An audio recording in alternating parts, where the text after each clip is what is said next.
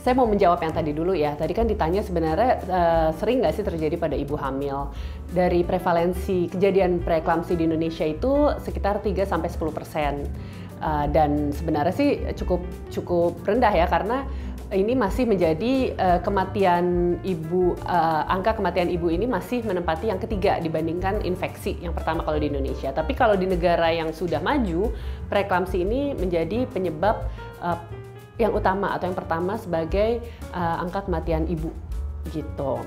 Kemudian penyebabnya ya tadi yang ditanyakan, penyebabnya itu sebenarnya adalah kondisi di mana terjadi kerusakan sel endotel dari pembuluh darah yang terjadi secara sistemik atau di semua organ, di segala organ. Makanya bilangnya keracunan kehamilan gitu. Padahal sebenarnya itu terjadi kerusakan dari sel-sel pembuluh darah gitu yang menyebabkan akhirnya pembuluh darahnya tidak bisa dilewati darah dengan baik dan meningkatkan beban jantungnya, jadi tensinya tinggi. Sebenarnya patofisiologinya seperti itu.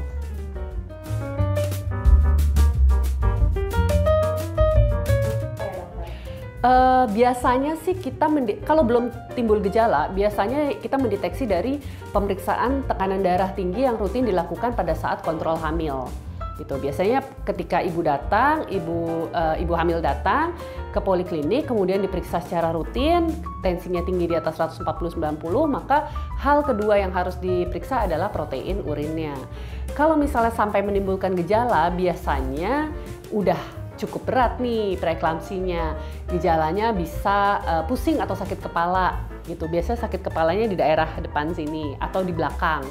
Kemudian yang kedua, pandangannya kabur, kemudian nyeri ulu hati seperti emah gitu. Itu tanda-tanda yang sering dijumpai pada kondisi preeklamsi yang lebih berat lagi. Tapi kalau ringan memang kita bisa mendeteksi dari tekanan darah yang meningkat pada saat kontrol hamil, disertai dengan protein urin.